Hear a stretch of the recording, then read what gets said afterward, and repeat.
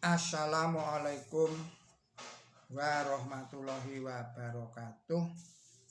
Kita lanjutkan lagi tadabbur kita. Yang ini adalah surat Ibrahim, surat nomor 14 ayat 25 sampai dengan ayat 33. Saudara-saudara, para pemirsa Kereweng Aji channel yang berbahagia serta kaum muslimin wal muslimat rahimakumullah. Assalamualaikum warahmatullahi wabarakatuh. Dan saya mengucapkan selamat menjalankan ibadah puasa pada bulan Ramadan tahun 1447.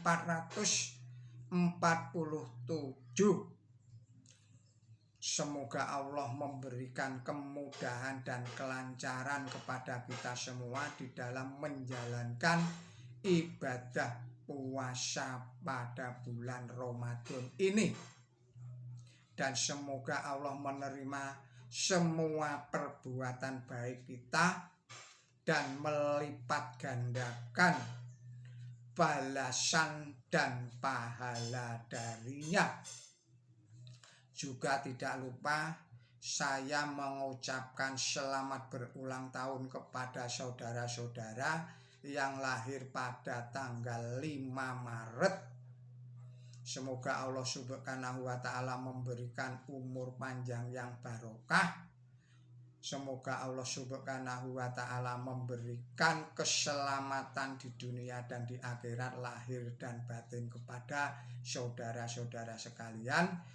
Juga semoga Allah Subhanahu wa Ta'ala memberikan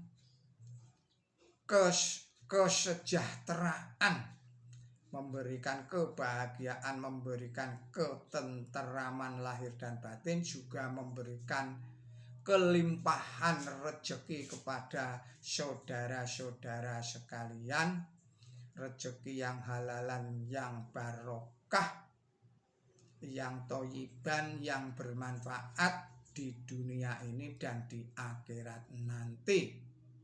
Dan juga saya turut berduka cita atas meninggalnya atau gugurnya Ayatollah Ali Khamenei, pemimpin negara Republik Islam Iran, yang gugur di dalam membela kebenaran, di dalam mempertahankan tanah airnya dari para agresor yang ingin menguasai atau merusak negerinya. Dan kepada para korban peperangan itu diberikan tempat di sisinya, dan seluruh anggota keluarganya dapat diberikan kesabaran dan ketabahan. Semoga para syahidin yang ada di negeri Iran ini selalu mendapatkan maghfirah, mendapatkan ampunan dan kasih sayang dari Allah Subhanahu wa Ta'ala. Kita lanjutkan tadabbur kita. Bismillahirrahmanirrahim. Tu'tiu kullaha kullahinin bi'idni rabbiha wa yadribullahul amsala linnasi la'allahum yatadakkarun. Wa masalul kalimatil qabisatin kasajarati khabisani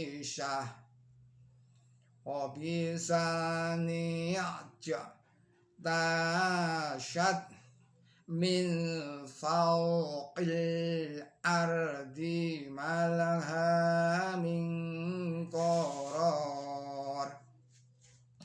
yushambituna Allahu ladina amanu bil qawlil syaibiti fil hayati dunya wa fil akhirah wa yudhillullahu dhalimin wa yaf'alullahu ma yasha.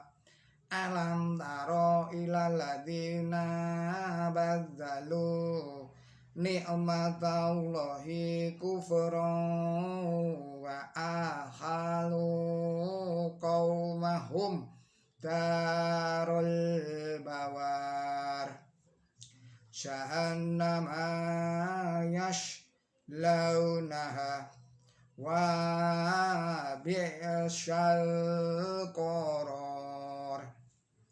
wa ja'alu lillahi andadalli yundilu an sabilih qul tamata'u fa inna masirakum illan nar qul ibadiyalladzina amanu yuqimu sholata wa yunfiqu mimma razaqnahum sirran wa alaniyah min qabli an ya'dhiya yaumul la bai'un fihi wala khilal.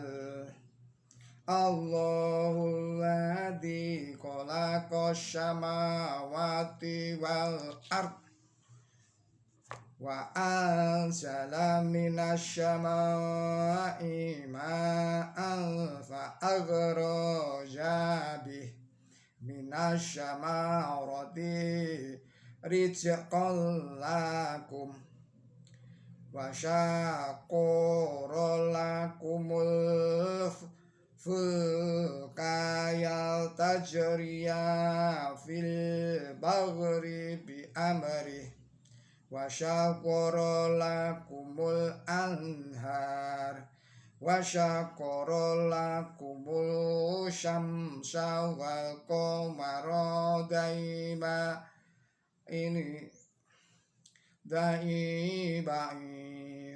wa syaqara lakumul laila wan nahar. Shadaqallahul adzim. Artinya dengan menyebut Allah yang maha pemurah, yang maha pengasih, yang menghasilkan buahnya pada tiap-tiap musim dengan seizin Tuhannya. Dan Allah membuat perumpamaan bagi manusia agar mereka ingat. Dan perumpamaan kata-kata yang buruk adalah bagaikan pohon yang buruk yang tumbang dari muka bumi. Ia tidak mempunyai keseimbangan. Allah menguatkan orang-orang yang beriman dengan sabda yang mantap dalam kehidupan dunia dan di akhirat. Dan Allah membiarkan kaum lalim dalam kesesatan, dan Allah mengerjakan apa yang Ia kehendaki. Apakah engkau tidak melihat orang-orang yang menukar nikmat Allah dengan kekafiran, menjatuhkan kaum mereka ke tempat kebinasaan, neraka? Mereka akan terbakar di sana dan buruk sekali tempat tinggal itu. Dan mereka membuat tandingan-tandingan terhadap Allah agar mereka menyesatkan orang-orang dari jalannya. Katakan, bersenang-senanglah kamu sesungguhnya tempat kembali kamu ialah neraka. Katakanlah kepada hamba-hambaku yang beriman agar mereka menegakkan sholat dan membelanjakan dari apa yang kami berikan kepada mereka, baik secara rahasia maupun secara terbuka, sebelum datang hari yang di sana tidak ada jual beli dan tidak ada persahabatan. Allah ialah yang menciptakan langit dan bumi dan menurunkan air dari awan. Lalu dengan ini ia mengeluarkan buah-buahan sebagai rezeki bagi kamu. Dan ia membuat perahu untuk melayani kamu agar berlayar di lautan dengan perintahnya. Dan ia membuat sungai untuk melayani kamu. Dan ia membuat matahari dan bulan untuk melayani kamu dan beredar dalam orbitnya. Dan ia membuat malam dan siang untuk melayani kamu. Demikianlah arti dari surat Ibrahim surat 14 ayat 25 sampai dengan ayat 33, yang penjelasannya adalah sebagai berikut. Yang ini terdapat di dalam ayat nomor 26. Perbuatan jahat diibaratkan sebagai pohon yang akarnya masuk dalam tanah.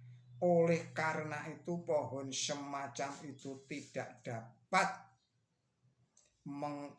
mengerjakan lagi proses pengembalian makanan dari tanah.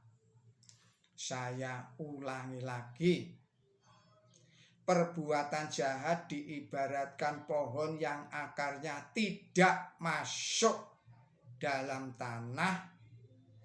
Oleh karena itu pohon semacam itu tidak dapat mengerjakan lagi proses pengembalian makanan dari tanah. Oleh sebab itu perbuatan jahat tidak akan subur dan tidak dapat menghasilkan buah.